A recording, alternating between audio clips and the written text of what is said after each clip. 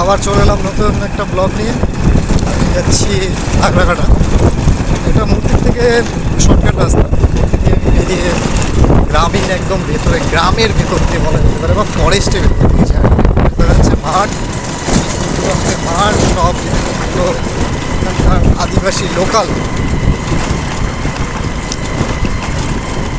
তাদের এদিকে একটা রাস্তা, রাস্তা খুব খারাপ অবস্থা। এই রাস্তায় যাচ্ছি। এই রাস্তা দিয়ে আমার যেতে টাইম লাগবে 40 থেকে 45 মিনিট। সুন্দর সুন্দর রাস্তা, পরিবেশ সব কিছুই ঠিকঠাক। বিশেষ করে এখন শুরু হবে একটা অফ রোড, একদম বলা যেতে পারে অফলাইন রোড রাস্তা দিয়ে যাচ্ছি।